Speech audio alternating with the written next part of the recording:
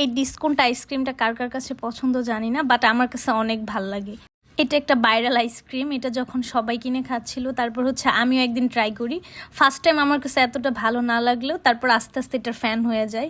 এটা খাওয়ার পর এখন অন্য ফ্লেভারের আইসক্রিম আমার একদমই ভাল লাগে না, এটাই আমার কাছে ভাল লাগে। আর যেহেতু আমি চকলেট লাভার, আর চকলেট আমার অনেক পছন্দ, আর এই আইসক্রিমটা হচ্ছে চকলেট ফ্লেভারের, আর অনেক চকলেট থাকে, এর জন্য আমার আরও বেশি ভাল লাগে। আর এই আইসক্রিমটা আমি খাই মূলত উপরের চকলেটটার জন্য। এটার ভিতর প্রচুর চকলেট থাকে, উপরেও থাকে, ইভেন হচ্ছে ভিতরে নিচে সব জায়গায় চকলেট থাকে, জন্য খাওয়ার টেস্টটা অনেক বেড়ে যায়, অনেক ভাল লাগে। এটা পুরোটাই চকলেট ফ্লেভার দিয়ে ভরা। আর একটা প্রবলেম হচ্ছে, আমি যখন উপরের চকলেটটা খাইতে যাই তখনই নিচে পড়বে, আসলে আমি ফেলাইতে চাই না, তারপরও পড়ে যাই, বুঝি না কেন।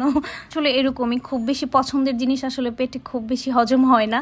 যাই হোক, আরেকটা কথা, আমি কখনো এই আইসক্রিমটা বাহিরে কিনে খাই না, বাসায় নিয়ে এসে তারপর খাই। কারণ রাস্তায় এই আইসক্রিমটা খাওয়ার পর আমার হাত মুখ একদম চকলেট দিয়ে ভরে যায়, একদম লেটকাই ফেলি।